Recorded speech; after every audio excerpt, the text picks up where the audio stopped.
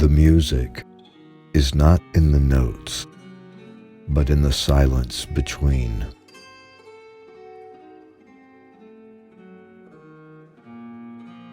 Neither a lofty degree of intelligence, nor imagination, nor both together go to the making of genius. Love, love, love, that is the soul of genius.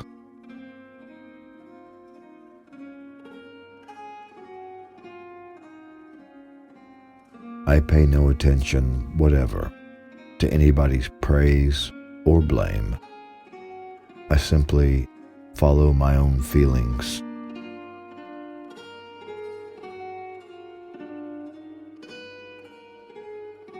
When I am completely myself, entirely alone, or during the night when I cannot sleep, it is on such occasions that my ideas flow best and most abundantly. Whence and how these ideas come, I know not, nor can I force them.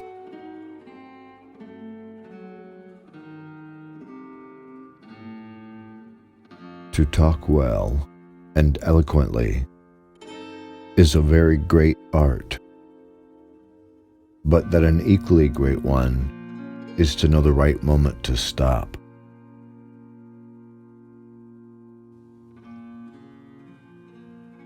It is a mistake to think that the practice of my art has become easy to me. I assure you, dear friend, no one has given so much care to the study of composition as I.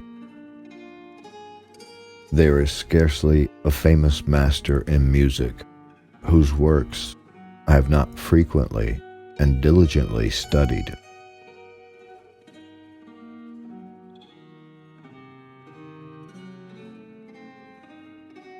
Stay with me tonight.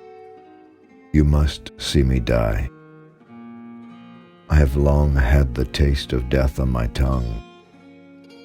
I smell death.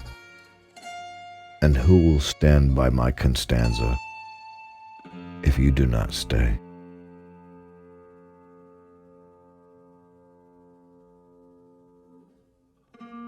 What's even worse than a flute? Two flutes.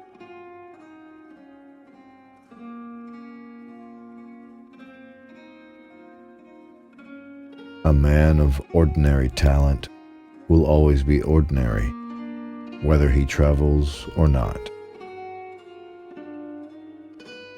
But a man of spectacular talent will go to pieces if he remains forever in the same place.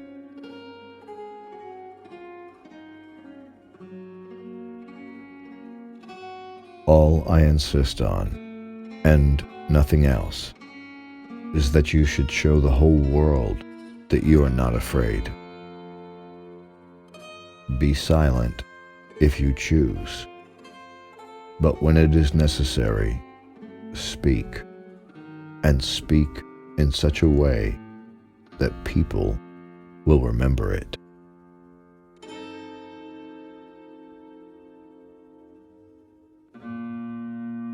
As death, when we come to consider it closely, is the true goal of our existence. I have formed during the last few years such close relationships with this best and truest friend of mankind that death's image is not only no longer terrifying to me, but is indeed very soothing and consoling.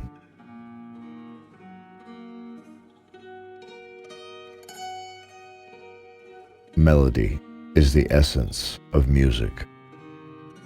I compare a good melodist to a fine racer, and counterpointists to hack-post horses. Therefore, be advised, let well alone, and remember the old proverb, who knows most knows least.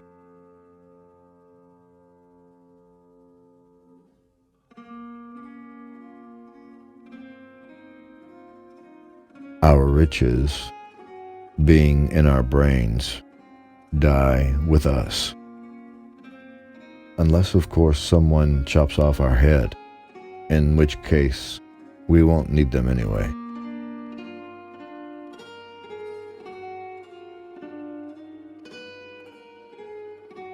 Nevertheless, the passions, whether violent or not, should never be so expressed as to reach the point of disgust.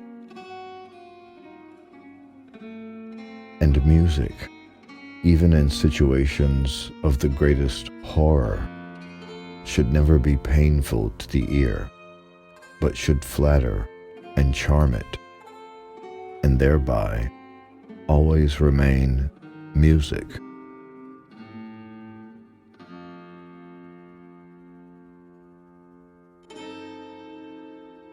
Forgive me, Majesty. I am a vulgar man, but I assure you, my music is not.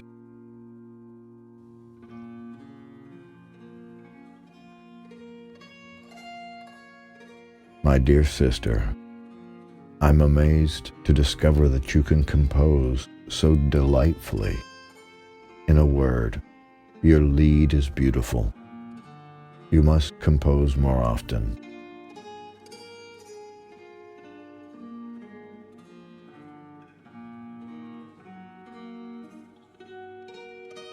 When I feel well and in a good humor, or when I am taking a drive, or walking after a good meal, or in the night when I cannot sleep, thoughts crowd into my mind as easily as you could wish.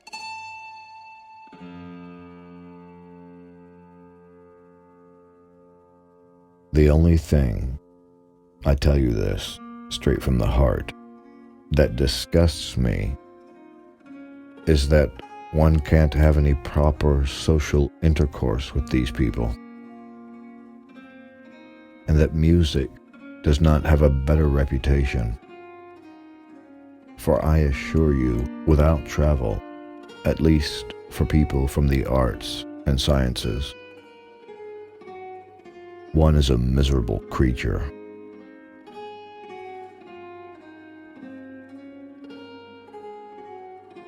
A man of mediocre talents always remains mediocre, may he be traveled or not.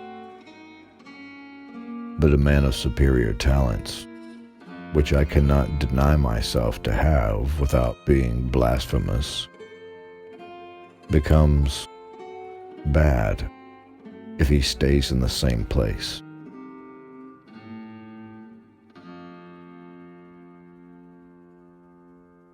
If the Archbishop would trust me, I would soon make his music famous. This is surely true.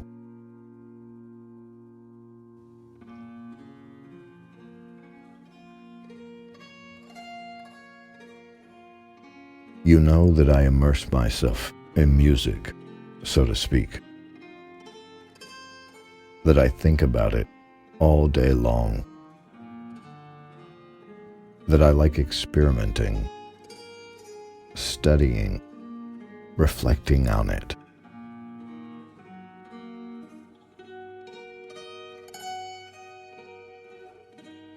I am not thoughtless, but am prepared for anything, and as a result can wait patiently for whatever the future holds in store, and I'll be able to endure it.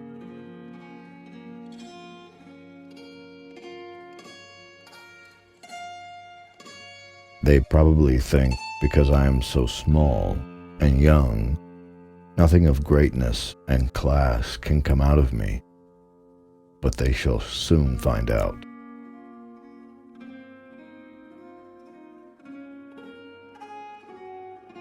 It is, of course, a money marriage, nothing more.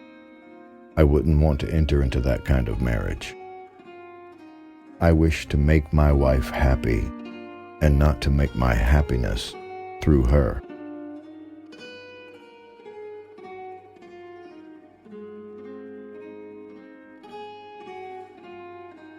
Sleep, those tiny slices of death, how I despise them.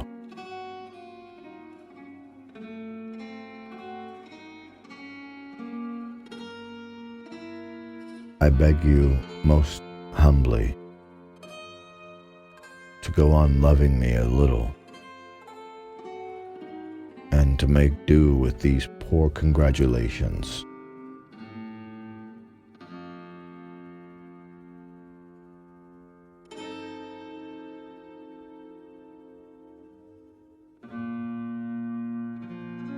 I should like to know for what reason idleness is so popular with many young people, that it is impossible to dissuade them from it, either by words or by chastisements.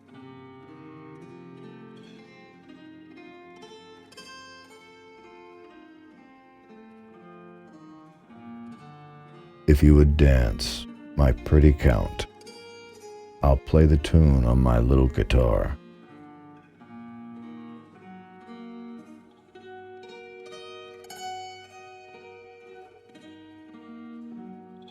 If one has the talent, it pushes for utterance and torments one. It will out, and then one is out with it, without questioning.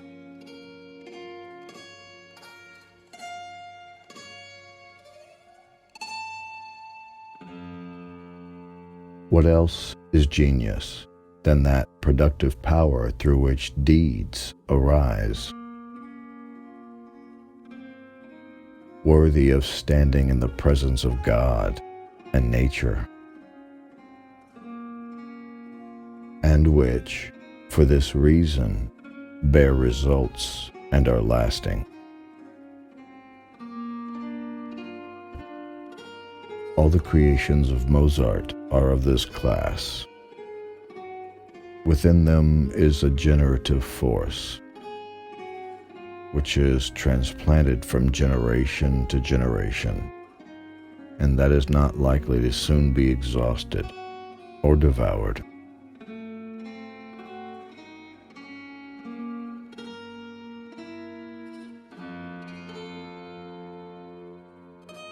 Some fellow built a house here and wrote on it, "When I built my house, I was very glad. When I knew its cost, I got very sad." During the night, somebody scribbled right under it, "Building a house takes a lot of loot, and you should have known it, you nincompoop."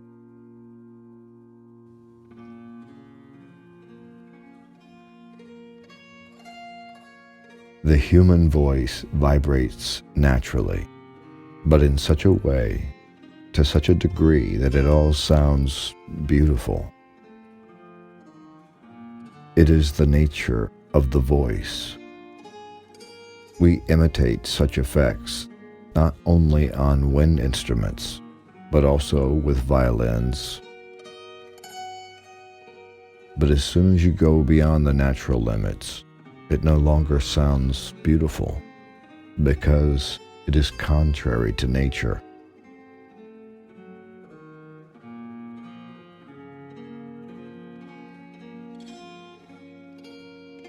What annoys me most is that these stupid Frenchmen think that I'm still just 7 years old, because that was my age when they first saw me. They treat me like a beginner, except the musicians. They know better.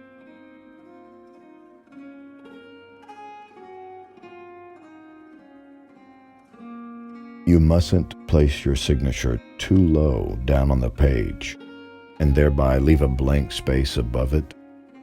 Otherwise, some rogue, if such a letter were to fall in the wrong hands, might cut out the name and add some small demand for money in the blank space above it.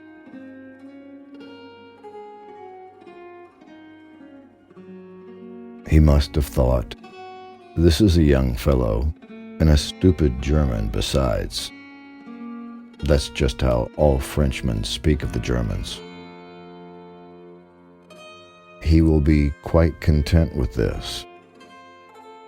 But the stupid German was not content, and didn't accept the money either.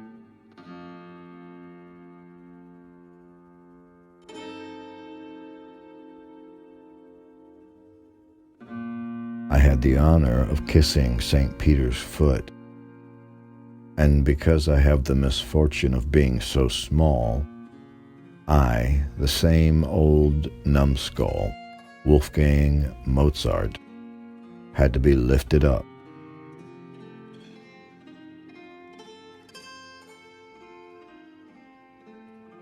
If a passage occurs twice, it is played slower the second time. If 3 times, still slower.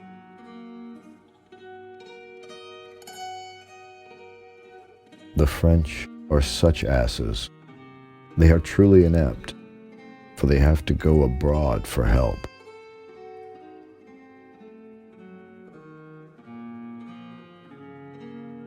He fixed his eyes on my fingers while I played to him, then said suddenly, "My God, I work at it till I sweat and get no success, while you, my friend, simply play at it." "Yes," said I. But I too had to work in order that I might be exempt from work now.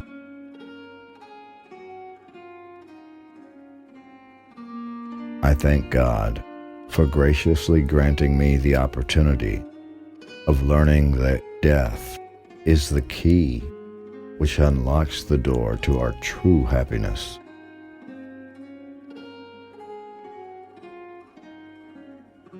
The organ in my eyes and ears is the king of all instruments.